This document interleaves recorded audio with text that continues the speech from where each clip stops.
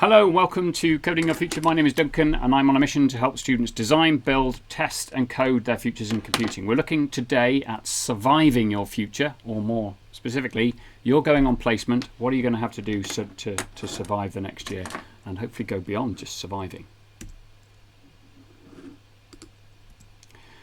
You're making a transition, an interesting transition now from the world of university, where you've been for the last few years, into the real world. And the expectations of you in the real world are slightly different. So it's something you need to prepare for, something you need to get ready for.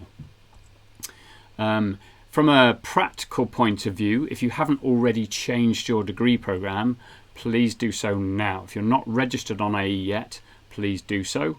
You need to actually be formally registered on IE to be able to do the industrial experience year. And if you're a Tier 4 student, that may or may not have visa implications depending on the kind of visa that you hold. The other thing you need to do is tell us where you're going. Most people have told us where they're going, but we always get a few people who don't tell us till very, very late. So please do tell us where you're going. You can go to this, if you Google My Placement Manchester, you'll be directed to this site here, and there's a work experiences, computer science. You just fill in a few forms that tell us a little bit about your employer, your manager's name, and other bits and pieces that we need to know about to check that you're okay, and so that we can keep in touch with you.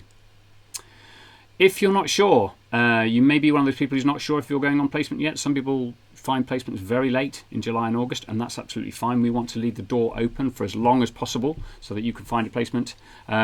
If that's you, pick a project anyway. So in case you might be going into your third and final year in September of this year, pick a project anyway, because it's much easier to drop a project in September than it is to try and pick up one in September when all the projects have been assigned to other supervisors, other students have been assigned to any given project.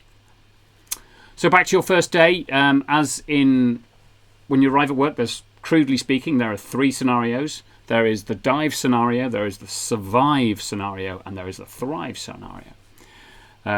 Diving is, you may struggle. Maybe you'll struggle to meet the expectations of your employer. This is actually quite rare, but a small percentage of all employees, I think in any organisation, not just students, will sometimes struggle to fit in or whatever it might be. If that's the case, first talk to your manager about it, keep in touch with your company about it, let us know about it as well, because if there's a problem you're having with your employer and maybe there's something we can do about it, it might be perhaps your employer can also say, okay, well, we'll move you to a different department, or I can give you more interesting work, whatever it might be. But if you find yourself struggling for whatever reason, speak to your manager about it and let us know about it as well.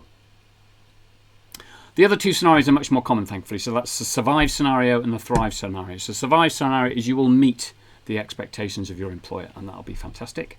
And that's what most people do.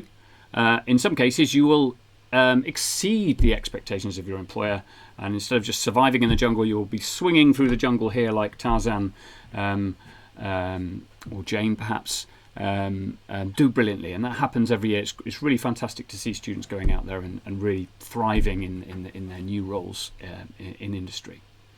There's a bit more detail on that if you go to the Surviving Your Future chapter. There's a bit more detail on what that means and how you can make that happen. I'm not going to say too much more about that now.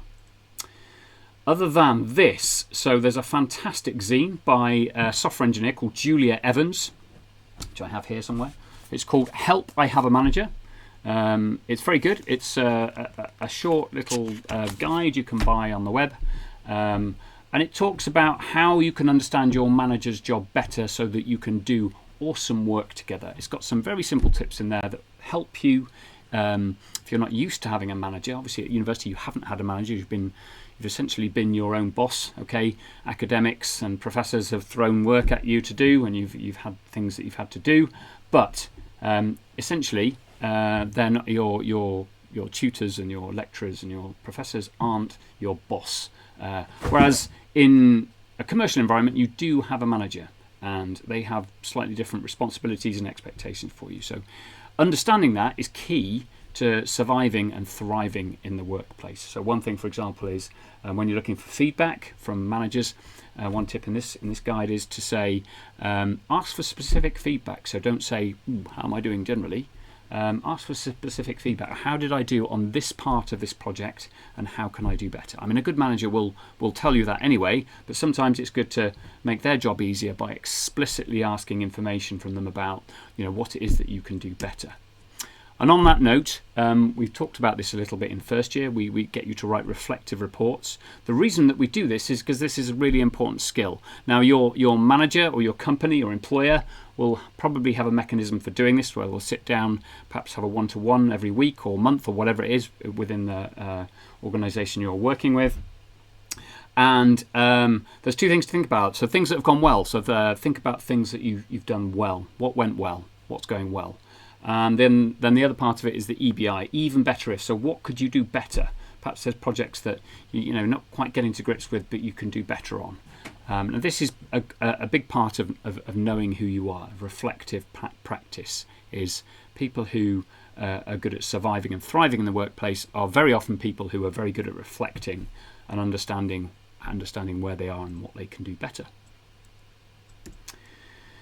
If you're still looking for a placement, it's definitely not too late. The deadline comes towards mid-end of August, so look in all the usual places. Finding Your Future there has a bit more information, the first link. There's also, if you're in Manchester, so perhaps you've committed to staying in Manchester in September and you're restricted to living and working in Manchester, there's a list of Manchester-based employers there if you go to git.io/manc. These are all the employers I know about. It's not an exhaustive list by any stretch of the imagination, but it does have lots of companies where students have gone to work either as interns or placements or as graduates.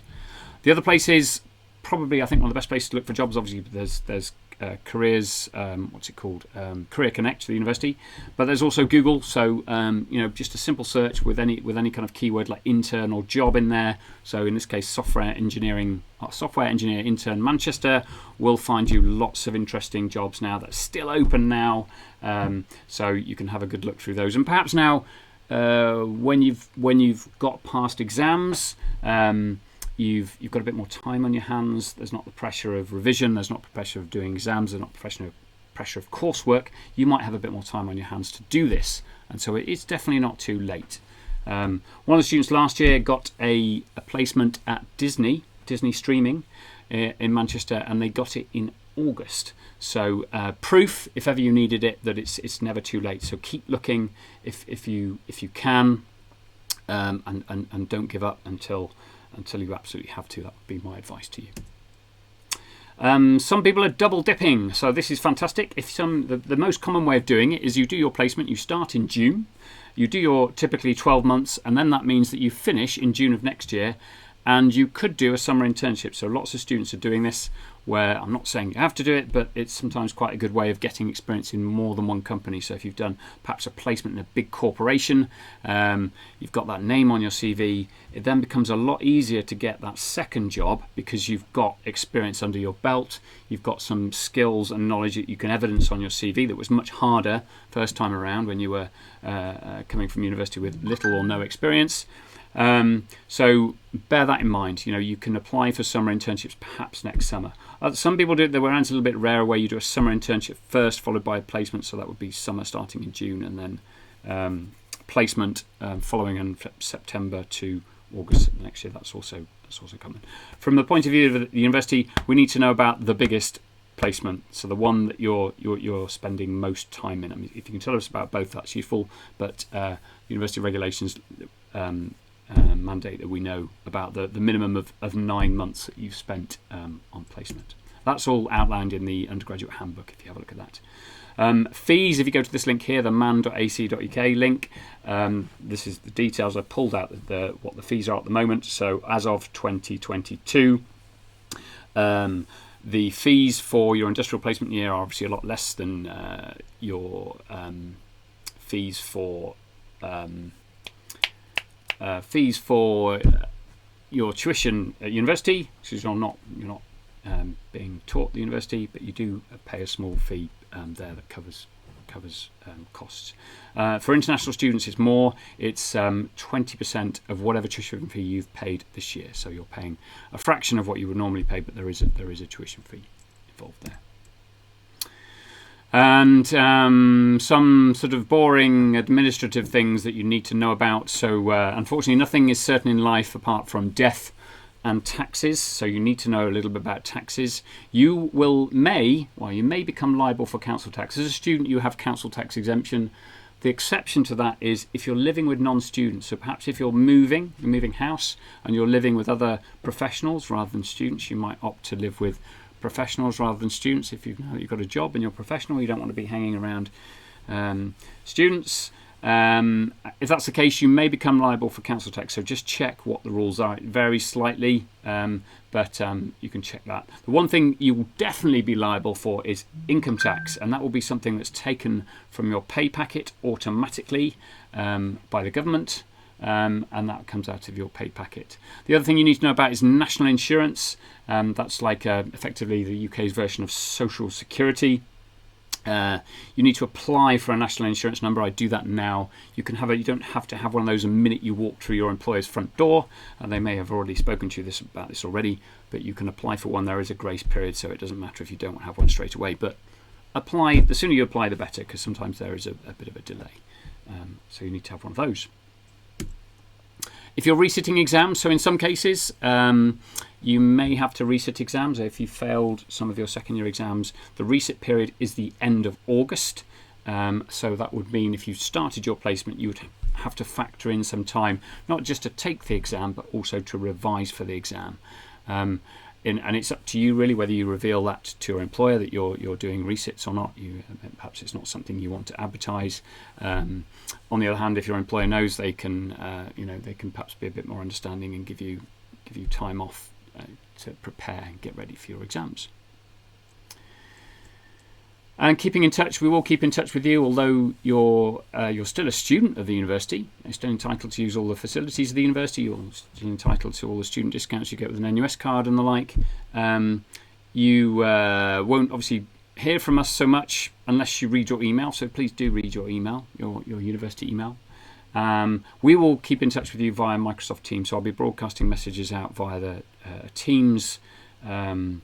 A Teams team, much like second year software engineering. So everyone will be on there, and if you have any questions, that's probably the easiest place to ask them, or you can also email me, Duncan Hull, as well. You will get a placement visit sometime typically between January and June time of next year, where your personal tutor typically will come and visit you and do this reflective stuff that we've been talking about, where they talk to you and they talk to your manager about things that have been going well and things that you can do better, as well as understanding a little bit more about the general sort of products and services you've been working on placement. One thing just to finish up with, remember that you are an ambassador for your university. So part of the reason that you've got this placement is because perhaps there have been placement students before you from your university or perhaps another university, and the company likes taking on students because they do good and they do well and they come with fresh ideas and make a contribution to the organisation they're working for.